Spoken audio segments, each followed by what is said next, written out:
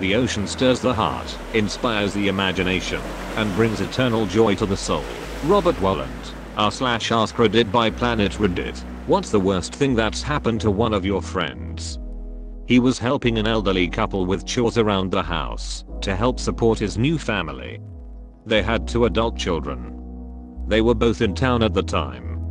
The son shot his sister, his parents, and then my friend, and put the gun in his hand and pinned it all on him. Didn't take long to prove who done it, but not after his name was tarnished. Edit. So this is what they mean by blowing up overnight. A few repeated questions. The only survivor was the son. The police figured it out soon enough because of GSR and no defensive wounds. I still don't know why he did it. My friend's family is a wreck.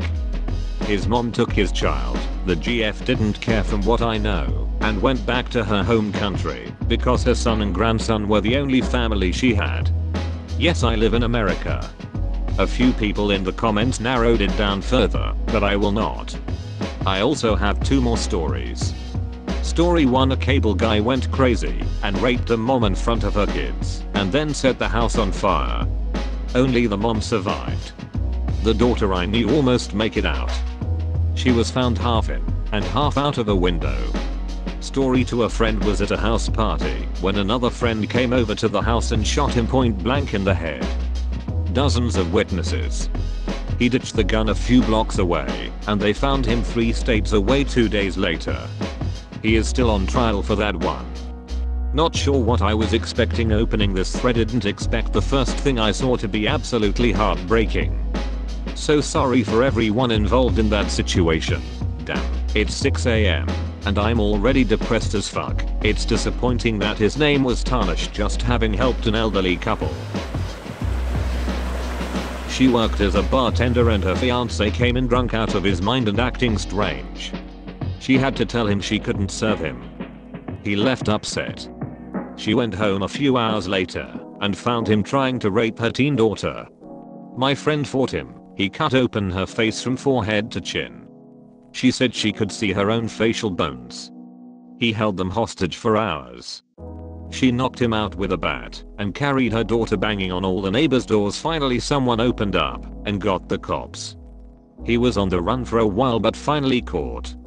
Her piece of shit ex-fiance was sentenced to 58 years. She has a huge deep scar on her face. Her daughter is still a sweet young lady who has kept a positive mindset.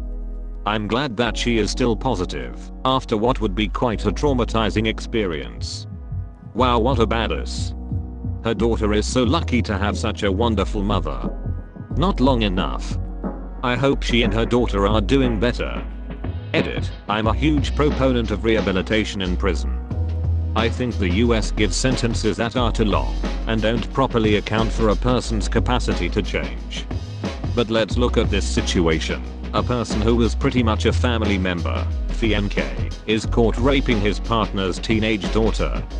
Then, when confronted, he gets mad and responds in extreme violence, disfiguring the person he is supposed to marry and build a life with. This is not a stranger. This is someone both victims know and, you'd like to think, they can trust. This criminal act was a hugely selfish violation of the law as well as the expectations people have as being part of a family unit. Based on the perpetrator's brazen and violent response, this isn't the kind of thing that he just did one day. There's something more here. So yes, I think this may be one of the times where a long sentence is warranted. A friend in high school was hit by a car and dragged a couple of 100 yards before he died. The driver was drunk and on coke. It was 8 AM when it happened. My friend was on his way to school. Went to school, GR 5-12, with a guy that something similar to this happened to him. He was working at a bar, went to break up a fight outside, and some girl in her early 20s hit him with her car and dragged him several blocks.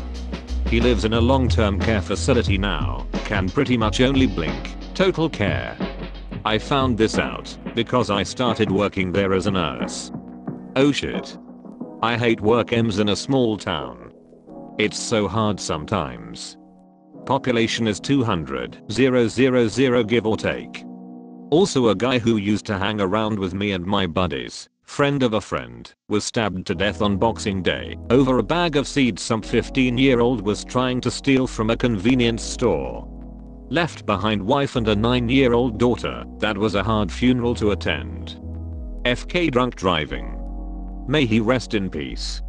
Tried to swim to shore from a sailboat in Lake Michigan. She was a strong swimmer, but even in the summer hypothermia is a threat.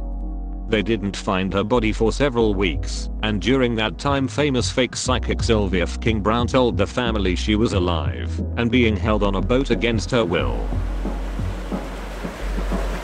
Finished a workout at the gym and collapsed on his way out. Brain aneurysm. He was dead 6 days later. Happened to my uncle. He had just had a physical and dropped dead in the parking lot on his way to his car. So many in the news.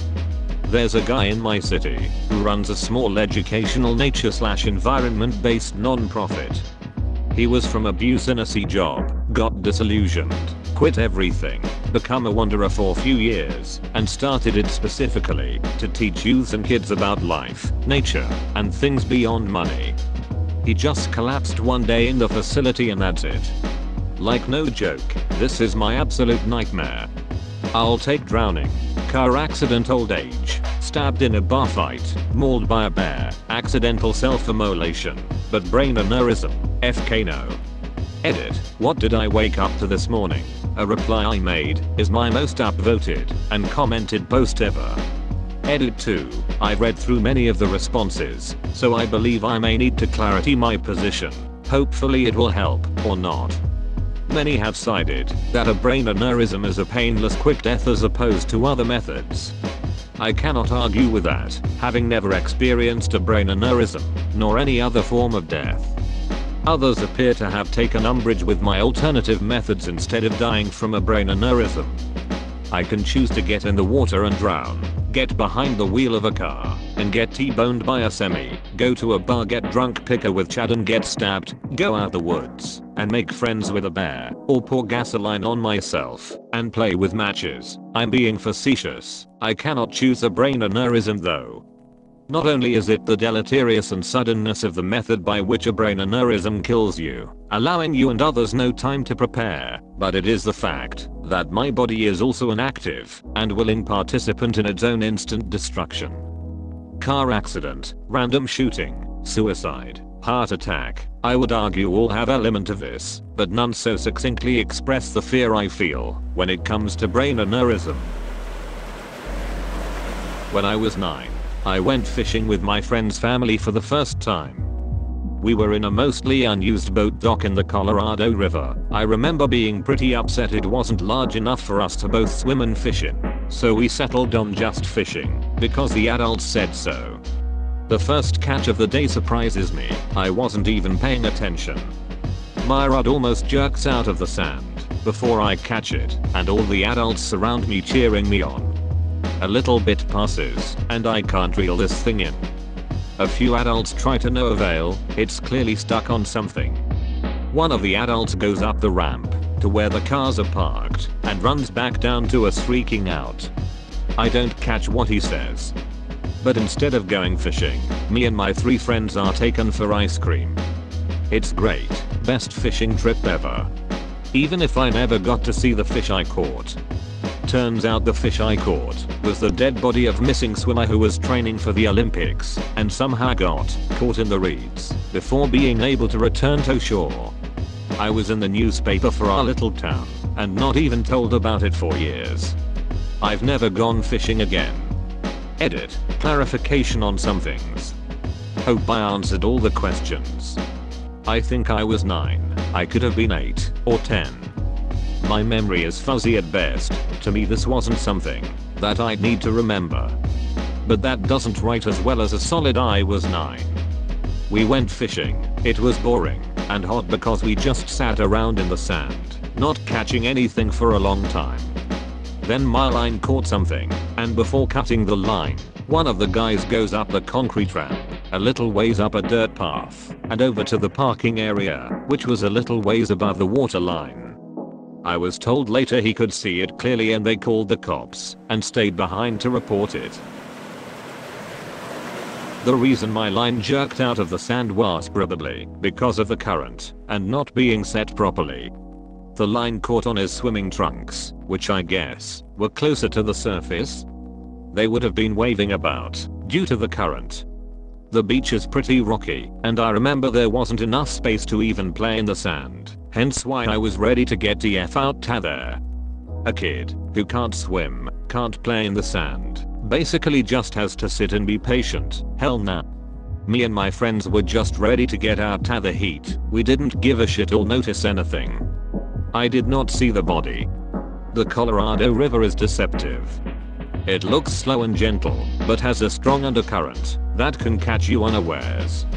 Once I was swimming and got caught by it and almost drowned. I got pulled along with the current for several miles until I was able to swim to shore. I have not been swimming in a river since this was either in or around Bullhead City, Arizona. 1998, 1999, 2000. I think Ike.